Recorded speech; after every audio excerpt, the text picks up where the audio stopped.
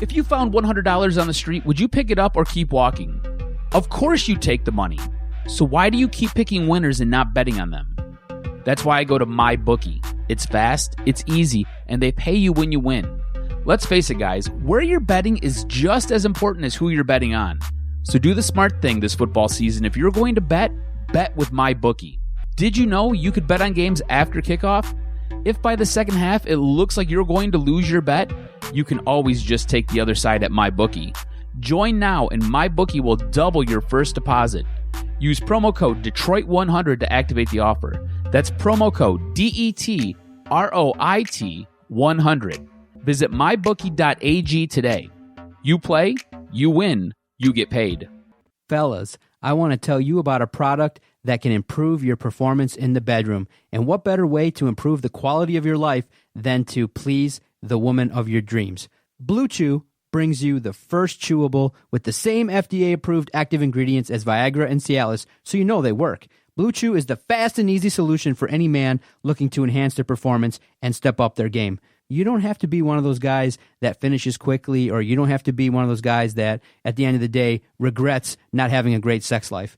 Blue Chew is prescribed online and shipped straight to your door in a discreet package, so no in-person doctor's visit, no waiting in the pharmacy, and best of all, no more awkwardness. They're made in the USA, and since Blue Chew prepares and ships direct, they're cheaper than a pharmacy. Right now, we've got a special deal for our listeners. Visit BlueChew.com and get your first shipment free when you use our special promo code Detroit. All you got to do is pay the $5 shipping and handling fee. Again, that's BlueChew.com. Promo code Detroit to try it free. Blue Chew is the better, cheaper, faster choice, and we thank them for sponsoring the podcast. Eli Drake.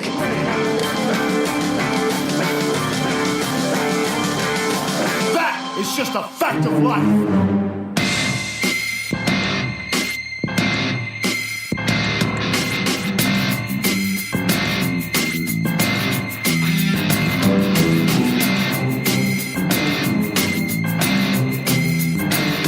Here we are, Wrestling Perspective 2.0. I'm Dennis Farrell, and sitting in the big chair, the new co-host, the first time we record, Eli Drake. Eli, welcome. It's the biggest chair, and I can't help but feel like a guest right now. But I assure you I will make this my show in no time. I am so excited. As you know, here's a story for the fans out there. I was Petey Williams' little tag-along buddy, which every show has these tag-along guys. And me being an Eli fan, I see him walk around all the time. Never going to bother him because he's at his place of work. And the one time Petey finally comes up and, asks you to do an interview, it's like Christmas time for me, so this is even cooler. Well, now I'm your little follow-around buddy. So, now you get to switch roles and everything works out. But, this whole thing is kind of full circle for me because, let's be honest, this show played a part in me getting fired from Impact. But here I am, making it work for me. And on to better and bigger. Can I at least say, in the last time we'll ever talk about this, I felt horribly. And when it came out, I immediately reached out to you. And I think there were two times where I kind of feel like I won your respect. And that was, when the news broke and all that stuff, I reached out and apologized and asked what I could do. And I think the second time was you had said something about intergender wrestling, which we'll talk a little bit about it from a fan's point of view later, where I was on the show defending you and you happened to hear it. Like, I don't know if I asked you to listen or something like that, but you listened to it, and I kind of came to I might have been one of the only people to come to your fences. And I think that's kind of where I won your respect. Well, I think it was just there wasn't kind of, hey, well, that happened, see ya.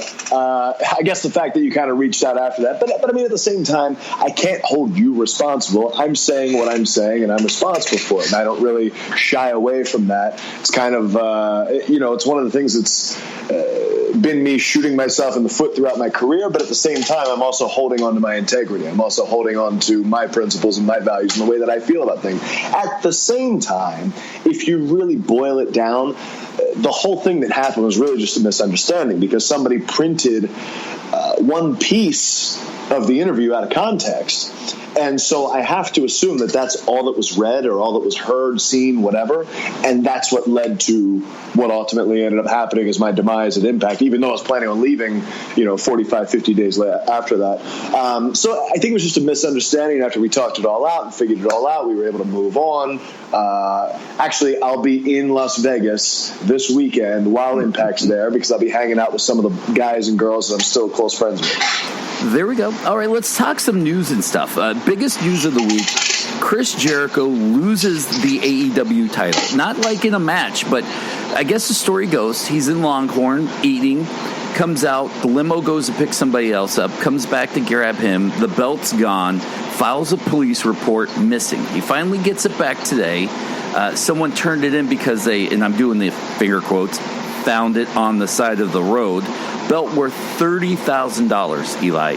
Could you ever imagine leaving, if you're held responsible for a belt like that, just leaving it in a limo?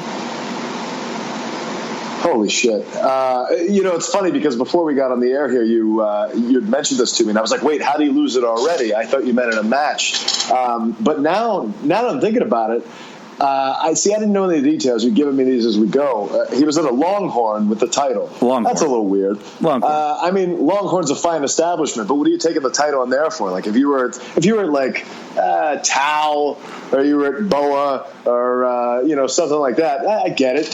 High class place. You want to show off at the Longhorn. What are we doing? Look, I'm dumbfounded because if I'm being held personally responsible for something that's $30,000, I'm either having it on my lap or it's in a briefcase handcuffed to my wrist, and I'm having security guards walk me everywhere I'm going. That's how paranoid I would be. Well, then again, with the way my day trading's been going this week, I feel like I've dropped $30,000 belt myself in a limo. So you kind of got to keep your eye on things like that. I would be the type. Because, when I first won the Impact title, I took it to a club with me, and I was like, we're going to get some pictures taken. This is going to be sweet. And the promoter that I knew, not wrestling promoter, club promoter, he was like, hey, bring the title with you. It'd be awesome. I'll get pictures with you and the girls, whatever. So we ended up doing that, but that thing did not leave my sight. I think at the one time that I even set it down, I think I set it with my jacket over top of it. So at least if I left with one thing, I was leaving without it all, and something would have keyed me in. Oh shit! I got to go back and get that. Well, hang on. That's interesting because that might be the most, and I listen to a lot of your interviews, but that might be the most fanboy thing I've ever heard you say was, I took my belt with me to a club to celebrate. Dude, that's awesome. Well, it wasn't actually my idea, but I'll take the credit. But no, I've got a friend, Noe, he's a club promoter around here. I go out with him every now and then. He's always got these tables stacked with girls and free bottles and whatnot. And actually, he gets paid to do it. That's what he does. So he told me to come out. Of course, I just won the title probably a couple days before that. And he was like, absolutely, bring it. Bring the title, whatever. So we took pictures in front of the backdrop, red carpet, all this stuff. And hell yeah, it's great. But ordinarily, I'm not going to go take my belt to a restaurant or wherever else I am. But more power to you. If you're down with that, you do that. Now, we've talked many times, and you're so far into industry, in the wrestling industry, you don't really have much time with acting and day trading to be a fan of wrestling. But you grew up a wrestling nerd like us. And every interview I've ever really heard you do, you don't really talk about your wrestling roots. As a fan listening, it almost sounds like, and look, it's a misconception, of course, now that I know you, that maybe you were a bodybuilder that got into it for the money and not a lifelong fan like you and I are that got into it that way. I wish. Man, that would have been a lot easier. No, I toiled away for 10 years of just being broke, barely getting by paying my rent, moving across the country, having garbage cars that broke down all the time, or not having a car at all for a while. I mean, it was a real struggle. And, some of that was my own fault, but at the same time, I knew that I had to keep pushing forward. I knew I had something to give. But man, when I hear about some of these guys who just, 21, they just scoop me up, and I'm like, God damn, like how different would things have been if they just picked me up at 21 because I was huge and jacked or I knew somebody or whatever? Man, that'd be amazing. But it was never that. It was always a labor of love, and it was always me starving through my 20s just to get here. At what point, though, did you find yourself watching it less as a fan and then either starting to watch it as a wrestler picking apart things or just fading out of? Because I'm finding myself doing that now where there's just so much wrestling I would love to watch. I don't have time. And I find myself now, especially if I watch it with someone like Pete, and he'll be like, oh, this guy's going to do a flip here, and he does a flipper. That's a botch move. You could tell when he does. It changes the way I watch wrestling. Yeah, see, I haven't watched wrestling as a fan since 2003. Now, I don't know if that's because that's when I entered the business, and maybe there's some subconscious competitive thing in me where, like, I don't want to be a fanboy to the other guys that I'm technically competing against for a job. Or if it's just the fact that all my favorite guys pretty much went away around 2003, and I feel like that's when the product kind of, for WWE, it kind of fell off for me a little bit at that point. That's when they started doing dumb stuff like HLA and the Katie Vick stuff and just a bunch of... They took the Attitude Era and made it raunchy and gross because they lost their biggest stars. And it just got really weird and bastardized. And then after that, you got the PG thing. And I was never an indie guy. I never even paid attention to the indies. I didn't care for the indies because on the indies, there was never a concentration on promos or characters or talking. So, like, even if you'd have watched Ring of Honor back in 2002, 2003, it was just a bunch of guys who were great wrestlers. Wonderful. But, like, that doesn't do much for me. I got into wrestling for the characters. I got into wrestling because I liked these very developed characters, bigger, larger-than-life personalities. And so I think around 2003, and again, like I said, I don't know if it's because WWE lost their guys that I was really into, which is The Rock and Austin, and I think everything else just kind of fell off from there. Or if it was just the fact, or maybe it's both of these things, that I was in the business and I felt like I'm competing with all these guys. So I'll check in from time to time, but I'm not going to sit here and mark out over a bunch of guys that essentially, in a way, I'm working with, but I'm also competing against. I talk about the Jericho thing. I ask you that to set up this discussion about championship belts. If you've seen the AEW championship belt, it's aesthetically beautiful.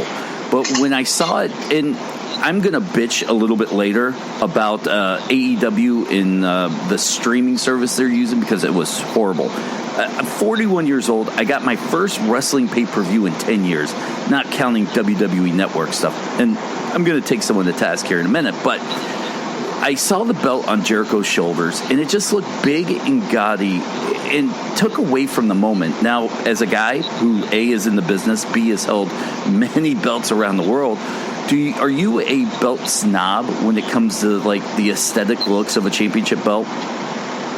Yeah, I mean, I guess in a way. I mean, honestly, I don't mean to say anything bad about the title because I literally have it sitting on my shelf right now. But the very title that I had in Impact, I'm kind of disappointed over the fact that, like, they just kind of slapped the Impact thing over it. I understand why they did, because they were getting the new one made. They had to, kind of fix it in the moment. So I felt like that kind of soiled my run just a little bit. I mean, obviously it was still a great run. I think that style of the belt's amazing. I always liked the circular belt. I like the late 90s Attitude Era WWF belt. I thought that one was awesome. I thought the Smoking Skull belt was great. The AEW belt, of what I've seen, see, you're saying big and gaudy. I like big and gaudy. Big and gaudy to me is like, hey, hold on, let me back that up for a second. Big and gaudy, if I go back to the spinner WWE belt, that thing looked like a toy. I didn't like that. I thought it looked stupid and ridiculous.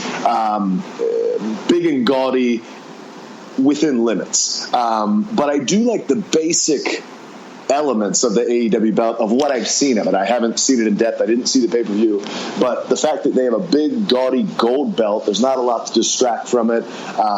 Sometimes I do like the added colors, like when you look at like a WWE belt and they have like maybe the globe in there or whatever. But just having a straight up gold belt, like for instance, the old WCW belt, that belt was. Some would say that's the best belt ever. I don't know. But I'll even say the old TNA belt just before the one that I held. That big gold belt was actually pretty badass. So I am a belt snob in a sense. I mean, they're definitely somewhere I see them, and I'm just like, oh, what is that? But I don't know. I kind of dig the AEW belt, although I will say I feel like the font, if I'm going to get real nitpicky, I feel like the font of the logo kind of takes away from the prestige, if you will. Elegant. Because here's this big gold, gaudy belt, like you said, and it looks like something that's so regal and royal. But then you have this very kind of casual AEW font, if you know what I mean. I actually agree with you. I look at it and I'm just like, you didn't go the extra mile to at least, and as you were talking, elegant would come to my mind. The belt's elegant. The font is like the typical font you would get on your computer, and you just typed it in and went on. You didn't put any thought into it. And I mean, well, I know that that's their logo, so I get obviously they want to put that out, and I think that the logo is good. But then putting it into a belt like that, with the visual that is that belt, again, the gold and the platinum or silver, or whatever the different little contrasting colors and whatnot are on that belt, it looks like it should be so regal. And I just feel like the font that's in that logo, although it is their logo and they want to push that and they want that to be synonymous with the company, I don't feel like that serves the purpose on that belt that it should. Your Impact title sitting on your shelf. Did you buy it? Did you steal it? How did you get to keep it? It was a gift. I don't have the actual one. The actual one, I don't know where that is. I tried to track it down, but it was long gone before I figured out how to get it. But no, I have the King of the Mountain title. I have the tag team titles that I held with Scott Steiner, and I have the Impact World title all sitting up on a shelf here. Dude, that's awesome. I've got a special hookup somewhere in the world. That is the second most fanboy thing I've ever heard you say, by the way. Are you a memorabilia guy? I got to drink to my accomplishments over here. What do you want from me? Are you a memorabilia guy? Because it sounds like there's a sentimental value to the belts that you hold. But of course there is. But nothing memorabilia-wise? No, nothing. I want to spoil something, but I can't, so I'm not going to. But there will be something memorabilia-wise that'll be real special to me here coming up soon. But otherwise, I have probably no wrestling memorabilia other than I have a couple of T-shirts. I had the Great American Bash 96 T-shirt because I was there in Baltimore. I have Starrcade 97 because I was there in Washington, D.C. Man, I got a couple others I can't remember. But anything like that I have is T-shirts. I was given the Hall of Fame, WWE 2014 Hall of Fame, because Percy Pringle managed me for a few years, and he went into the Hall of Fame that year. So I have a book for that. But otherwise, I don't collect anything. I don't have anything. I mean, when I was in high school, I had a couple of the belts. I had like the WWF world title and the Intercontinental title. The nice ones or the stupid foam ones that No. I had the nice ones. I got a credit card for the first time when I turned 18, like an idiot, and maxed it out buying dumb stuff. And those were a couple of dumb things that I bought. Maybe about 3 years later, they were sold on eBay and gone. So I think my very first piece of memorabilia. Well, you remember? I might be a year or two older than you. I don't quite know how old you are, but when very young. I'm a pup. You look spry, so it's okay. Well, duh. But I had the old Road Warriors foam shoulder pads. It made it even sadder because I was the only wrestling fan I knew, so I only had one. It wasn't like I had a buddy that me and him could walk around and you could make fun of us both. It was just one guy. So I know what you mean by memorabilia. I think my first belt was the old winged eagle belt that I bought off somebody that needed money. His name might have been Eli. I don't know. Oh boy. But that. Well, see, I had a bunch of stuff when I was a kid. Now, if you're talking kid, that's different because I'm playing with all this stuff. But as an adult, I have nothing. I'm not a collector of much of anything that I can think of. To me, having the belts is just kind of like these are trophies of a company trusted me to carry their banner, if you will, in a sense. And so it's kind of like having a trophy for winning the Boston Marathon or something like that. So I keep them up and out, and it's my career. I'm very proud of what I've done. So hell yeah, I have them displayed. That's cool. Especially knowing Petey, and Petey's not like that. He's just throw everything in a box, and when I need it, I'll dust it off and pull it out kind of guy, which blows me away because if I had an action figure of myself or the cool headdress that him and Scotty wore when he was little Petey Pump, and I don't think he got to keep his X Division title, but still, that'd have been on a mantle somewhere showing it off. Oh, absolutely. And I mean, this was always... See, I wanted to actually have the title. Like, I read Austin's book and stuff like that, and he talked about, like, when he won the Intercontinental title and then when he lost it and all that stuff, and he was talking about, like, I want to keep this belt. And I was willing to pay Impact, like, hey, I just want to keep this belt. But I guess that there was some sort of deal. I don't know how it worked out exactly, but I think that they... I don't know, but somehow the belt went away when the new one came in. Well, and we haven't talked much about this because you're now with the NWA, an organization I grew up watching. I was, in my formative wrestling years, I lived in Atlanta, so this is like super cool for me that I'm doing a podcast now with somebody from the NWA. Are you going through links to maybe try to figure out a way, if you become the NWA World Champion, to procure your own belt? Oh, absolutely. Yeah, I'm already. It's already been in the back of my mind for the last couple months, ever since I signed. Just thinking, okay, well, what's the next title that's going to be thrown up there? And if that's the one, then that's the one. But by the way, while we're talking about it, shameless plug here, Atlanta TV tapings for the NWA. September 30th. I'll be there on the 29th, though. September 30th and October 1st. So if you haven't gotten your tickets, I think they're already sold out general admission, but get your VIPs, everybody. Yes, you can go to store@nationalwrestlingalliance.com to get the tickets. See, I'm prepared on my part, but yeah. There you go. General admission sold out. You can still get the VIP tickets. It's $100 per day, and it's not like, it's just a ticket. A, you get first pick of whatever seat you want. B, you get these really cool meet and greets where they get to meet you, they get to meet Nick Aldis, they get to meet Billy Corgan, by the way, who, I mean, that alone, I'd pay $100 alone just for like 5 minutes with the lead singer of Smashing Pumpkins. Right, you're talking about a musical icon. I was listening to this guy's music when I was a freshman in high school. And I was never a big, I have a very eclectic mix of music, but I would say my main stuff I listen to is like hip hop and R&B. But that Tonight song in 1979 and that whole damn album, man, that was like an anthem of my freshman year in high school. So that's crazy, the fact that he's even offering himself up for the meet and greet. Like you said, I think more than worth the price of admission just with that alone. But yeah, I think actually, speaking of which, I think reading his social media the other day, I think he said that even though general admission's sold out now, they might be able to squeeze in a few more seats. I'm not sure, so I would say stay tuned. There's a possibility that if you haven't gotten them yet, you might be able to. Don't hold me to that. In my mind, this is just nerdy wrestling fan Dennis talking to you.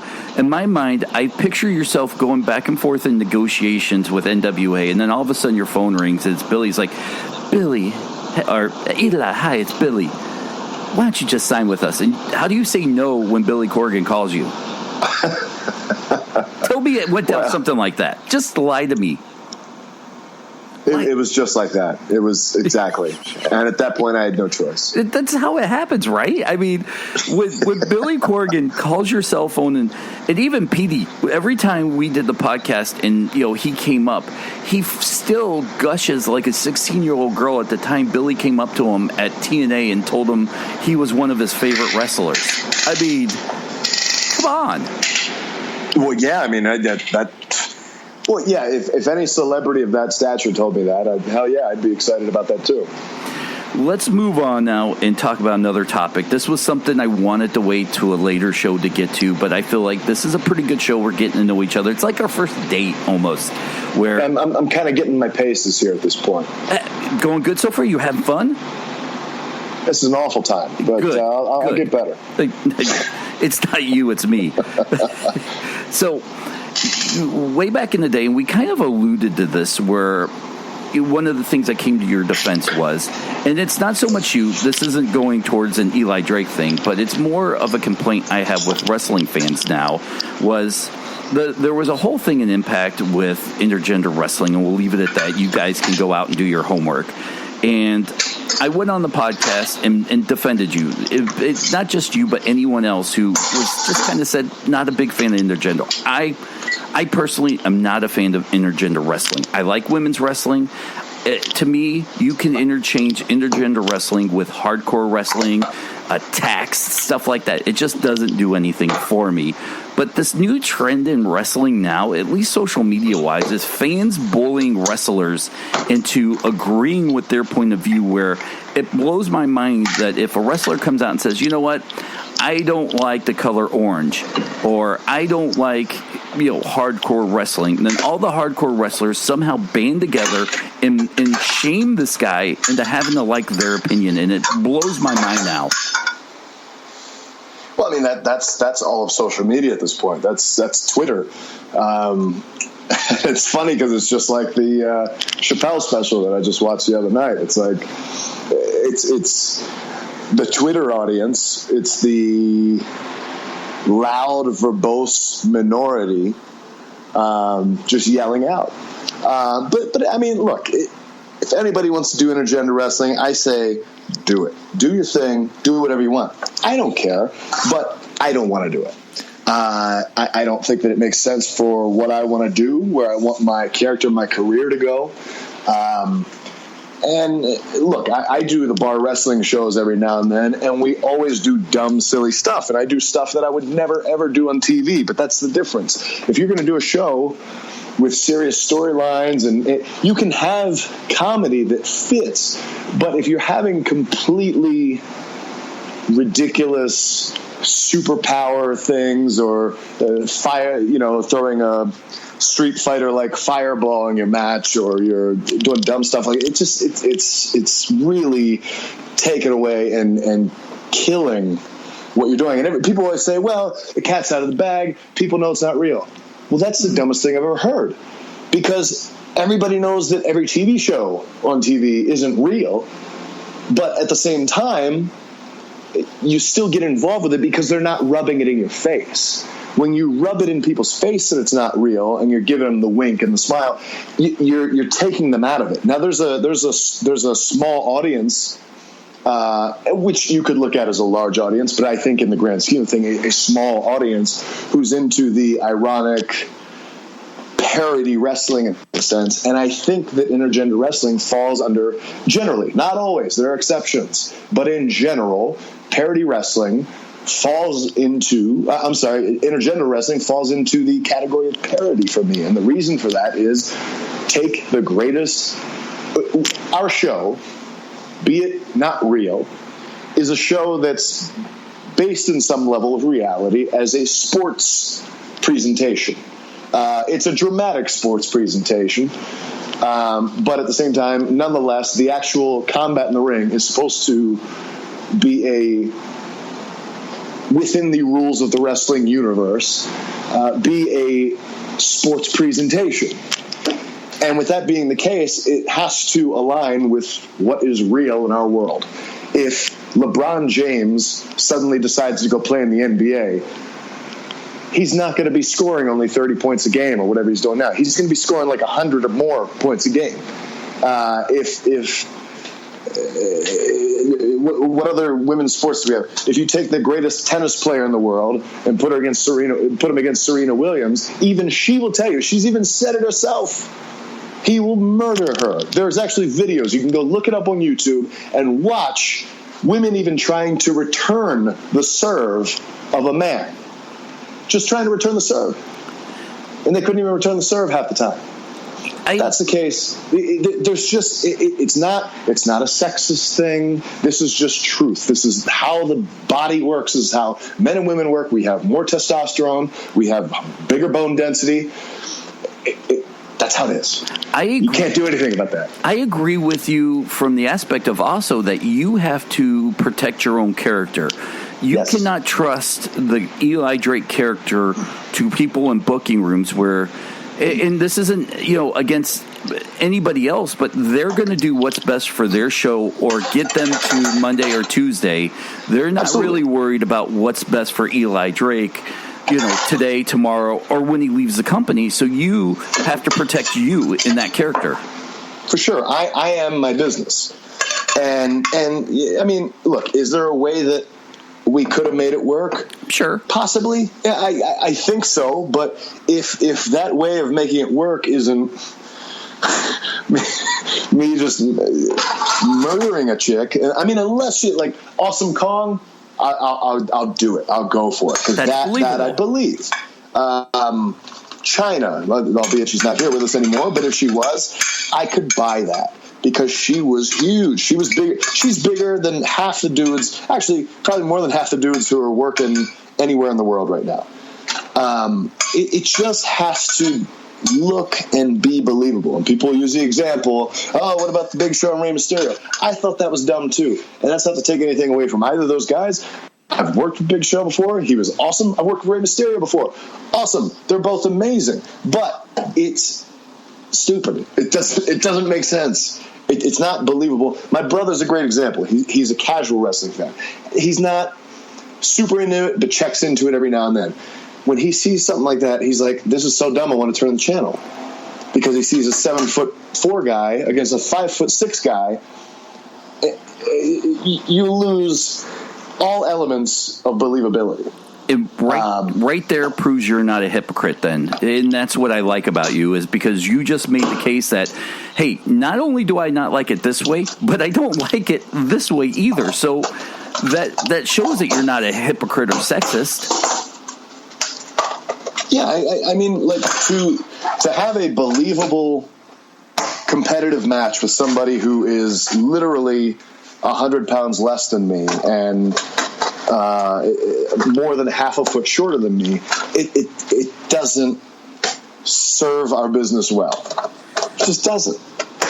Well, now for the people who are like, I guess, woke, and the people who are like the new school wrestling fans or whatever, they love it. They eat it up, and that's why it's been such a big thing on the indie scene. And now I guess some companies are starting to acknowledge that, and that's fine. But then again, of what I've seen for some of these, they actually are matching the guys up at least a little bit closer as far as the size is concerned.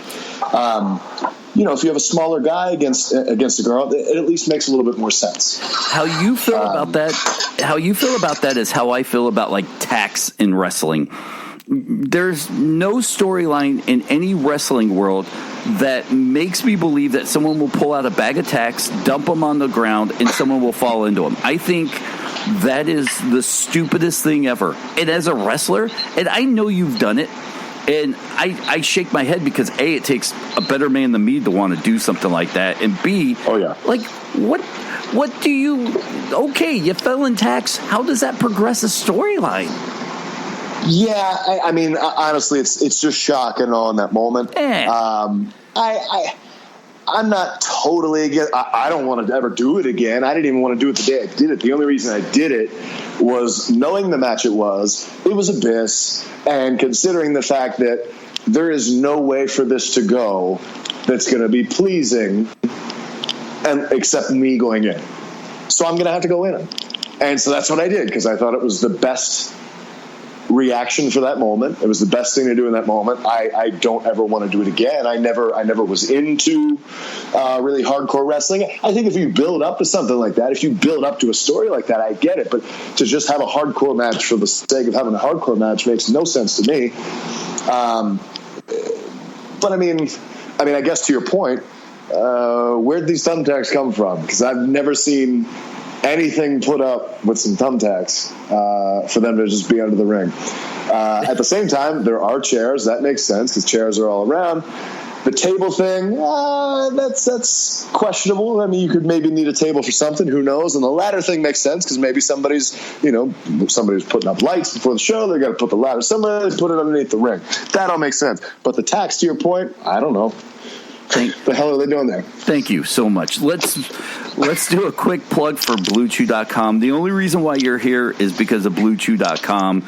They're one of our longest running sponsors on the show, so we thank them so much. Now, wait, is that the reason I'm here? Yeah, that's it. Trust me. Hell yeah. Yeah. So, are you saying my dad used Blue Chew? You know what? I was a little worried about how this ad is going to go. You just made me less worried because you're gonna be all right. Look, Blue Chew is made with the same active ingredients as Viagra and Cialis, so you know it works. And Eli, I know you don't need Blue Chew. I mean, you're young. You look like you were made by God himself, chiseled. No, but I ain't shy to try it out. There we go. Well, now that you want to try it out, all you have to do is go to BlueChew.com, use the promo code Perspective, and I'll give you your first order for free. But the one thing one thing I won't do is pay for shipping and handling. That's for $5. So you just pay $5 shipping and handling. Which, look, you just got back from StarCast. I know you spent more on chintzy merchandise, another Young Bucks pin, and a $30 shirt from John Moxley or something. So you got $5 to go do this, and the more you do it, the happier Eli and myself are right now. You say his name with such disdain. But let me tell you, I think that although I might not need it, I think my girl might appreciate if I had a little Blue Chew in my life. Look, my pitch is you go from being a curtain jerker to main event in WrestleMania. With Blue Chew, that's right. You no longer are you being a jobber in a 30-second match. You're an Iron Man 60-minute Shawn Michaels at the end of the night. Getting that clean 1, 2, 3 finish in the middle of the bed, which is weird because when you take Blue Chew, an actual ref will roll out from underwood and count the 3 while our shoulders are pinned. Did you write the shit? No, I make it up as I go. All right, go ahead. You like it? I mean, it was all right. No ads. Hey, listen, it's our first date. I'm a little nervous, I don't want to scare you off. All right, let's not take it there. but Blue Chew, go get Blue Chew. And truthfully, I don't care if you use it or not. Put it in a drawer, take it, don't take it. Just go order it and keep the show going. That's all I worry about. That's talking about dates, talking about Blue Chew. Let's calm down over there. All right. So BlueChew.com, promo code Perspective, done online, no awkward doctor visits. You know the pitch. Go do it. No prescription either. No prescription. That's right. And you know what? If Eli Drake says he's down for it, you should be down for it too. Why not? There we go. That's the end of that ad. We're out. We're tapping out of that ad real quick there. It's getting weird. So let's get some fan questions out of the way. And when I threw it out there, Eli, I would have to say 99% of the questions, and hopefully next week, fans, you guys will be a little more different with the questions you ask. But the most question people asked me was, before signing with NWA, how close did you come to signing with AEW or anybody else? Well, you got to get personal right now. Okay. Well, let's see. We had a deal worked out, and then we didn't, and then we did again, and then we didn't. We just couldn't come to terms with everything, and then I actually also spoke with Joe Mercury at Ring of Honor, and that happened just before talking to Lagana and Billy about NWA. And at that point, it was kind of just weighing my options and seeing what was what. And I had been contacted by friends of mine who are in WWE, and they said, hey, you should probably let them know that you're available. And I was like, you know what? I was like, for the last 3 years, I've kind of jerked their chain. I was like, I'm going to ease off of that for right now. Because for 3 years, I was like, hey, I'd love to come over there. And they were like, great, we'd love to have you. And I was like, you know what? I'm going to stay where I am. And I was like, I don't want to keep being the boy who cried wolf. So wrestling blue balls? I didn't even bother reaching out to them. Did you give them wrestling blue balls? I guess so. Yeah, they had their Blue Chew all ready to go, and I didn't deliver. All right. And the other question we got, which I thought this was really cool, and by the way, we literally got 50 people asking that question about the AWA thing. So now that that's out of the way, we can ask other questions. AWA. Hey, I ain't that old. AEW. There we go. Now, the other question I got, which I really enjoy this, is how much say did you have an impact, and do you have at the NWA with the Eli Drake presentation? I mean, from Impact, it was kind of built in because, okay, so it all goes to Lagana. Lagana was writing it at TNA when I got there. So I knew him from before, from Championship Wrestling from Hollywood. Because after he'd left WWE, he was there for a little bit, helping put that show together. So he already knew what I could do. Plus, he'd seen some updated promos from me and whatnot. So it was kind of, I mean, they gave me a direction, but for the most part, I stayed with him whatever their parameters were. Kind of did my own thing. And so it kind of just remained that way as Impact continued forward. And then I mean, I can remember working with Sanjay or Jimmy Jacobs, and both of them on different occasions. I'll never forget this. After cutting one of my promos, because usually I was just one taken out, they were always like, God, literally, I think word for word from Sanjay was, you make my job so much easier. So I always appreciated that, because I know not everybody was getting through one take, but for me it's just kind of, man, if I know the direction I'm going, just give me a time limit and I'll go in there and I'll do what I need to do. And it's kind of been the same thing with NWA. So to this point, it's kind of just put a camera on me, give me a direction, and I'll take the wheel. There we go. Let's wrap this podcast up. Eli, do you have any dates, merch? Where can people find you, stuff like that? Oh, boy. I think I have a new T-shirt coming out on Pro Wrestling Tees here in just a couple days. ProWrestlingTees.com/Eli Drake. Of course, you can find me on Instagram and Twitter at the Eli Drake. I will be in North Carolina on September 21st. I forget which city. Let me look at that real quick on my calendar. Wilmington, Kenansville, technically, North Carolina. And then, of course, you'll find me at the NWA television tapings in Atlanta on September 30th and October 1st.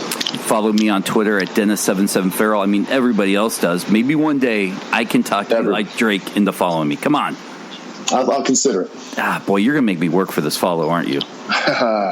Isn't it weird on Twitter where, like, fans will be like, come on, Eli, follow me. And you're like, why?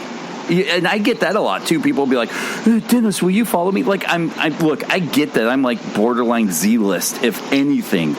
But people will still be like, will you follow me? It's like, why, if you have to beg me to follow you, do I really want to follow you? Well, yeah, I don't know what I mean, obviously, I know the appeal is now they can take a screenshot of it and put it on their profile or whatever, but I don't know. I don't know what they're going to say. But half the time, I miss so much on my Twitter because I've deleted the app. So I have to actually go to the website to see anything. And so it's cut down my screen time on Twitter so much. So I don't see half the stuff that anybody says to me. But still, feel free to tweet me. Say whatever you want. And maybe I'll see it, maybe I won't.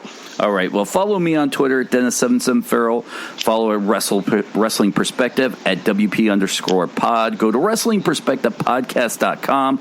Anywhere you get your podcast, that's where Wrestling Perspective is. As we usher out the old P.D. Williams fans and bring in now the new Eli Drake fans, it's going to be a different show and kind of more of what you heard. Some news, a lot of talk, banter back and forth. Well, let's not usher them out. Let's convert them, baby. Ooh, I like it. All right, guys, Wrestling Perspective. We'll see you next week.